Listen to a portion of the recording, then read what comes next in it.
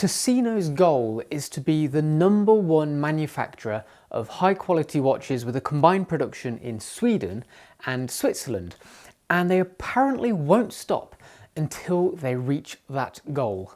Their initial model, the first collection, is a delightfully classy mecha quartz dress watch.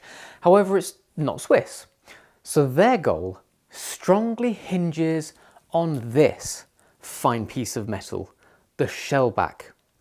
Now, as soon as I saw the designs of this, it's been shared a lot on Facebook groups and the like by Alexander, the co-founder of Tusenö. When they were first shared, I knew immediately this was going to be a hit. The angular case, the simple yet modern sandwich dial, and the unusual handset certainly makes it stand out from a design perspective. But whilst it might look nice, is it well built? And does it offer good value for money with an RRP of €795 or around $795? Well, let's check it out.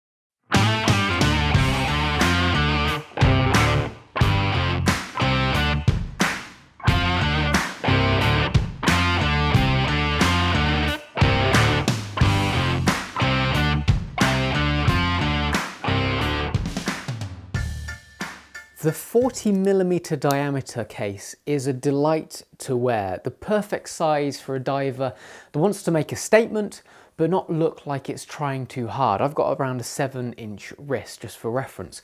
Plus for me it's incredibly comfortable, and because it's such a nice size it can be worn for all occasions.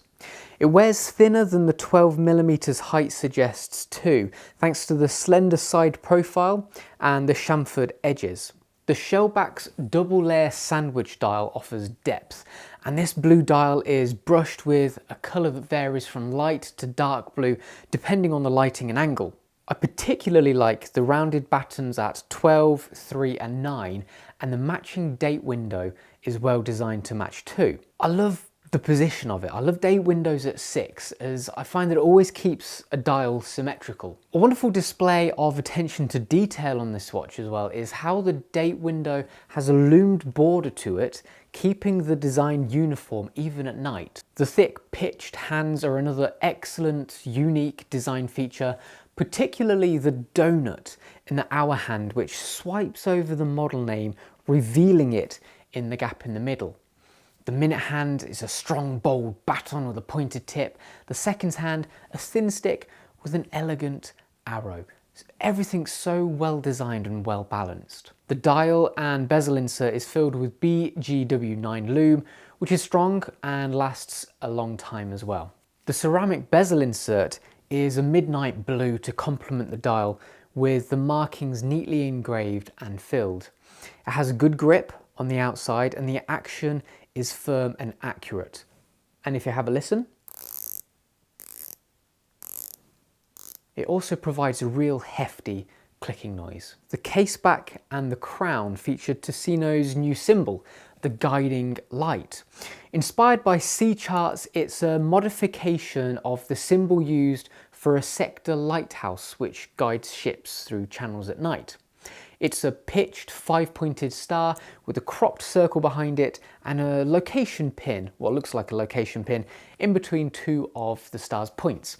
It's a very classy and simple design, which I think suits the brand and the watch very well indeed. The Ronda R150 movement is relatively new, being just a few years old, and is yet another direct competitor to the ETA 284-2, although it isn't technically a direct clone. For me, competition is good, and the more alternatives we have to that timeless movement, the better. It has all the normal specs you'd expect: a high beat rate of 28.8 thousand beats per hour, hand and automatic winding, 25 joules in it, has hacking seconds hand, and it has a 2-hour better power reserve than the ETA movement. It comes in at 40 hours. The bracelet is incredible. It's as simple as that. Known as a flat link bracelet, it has a sharp, crisp design with flat tops and polished bevel edges, which work seamlessly with the case. Additionally, the links are fully articulated. Now, if you've never tried a fully articulated bracelet before, then you are missing out. Supreme comfort due to the way they hug the wrist. The chunky diver extension clasp, in my opinion, it's a little bit too large and chunky. The logo is neatly engraved on the top with a split near the base where the clever 13mm on-the-fly extension extracts from, as you can see there, by pulling the two angled side buttons upwards. And you can actually close the extension by just pushing it, which is quite a nice feature. Still, it's sturdy and it's substantial, which provides a sense of great quality, much like every other aspect of this pretty immense watch. So what are my final comments then? Well, thinking about a different watch for a moment, ever since it was released, I've always said that the latest iteration of the Christopher Ward C60 Trident, the Mark III, I've always found that that is the best Swiss diver under £1,000. But I've got to say, the Tusenö Shellback is the only watch that has actually come close to knocking it off that top spot. Now that is quite a statement. So circling back to Tusenö's goal to be the #1 manufacturer of high quality watches with a combined production in Sweden and Switzerland, it's quite a long statement, long goal. The Shellback is most definitely the type of watch that will help them achieve that goal. It has, I'm being genuine here, tremendous build quality. It has a really good, unique design. And it has a level of fit and finish that just doesn't exist at this price point. Yes, it is that much of a wonderful watch.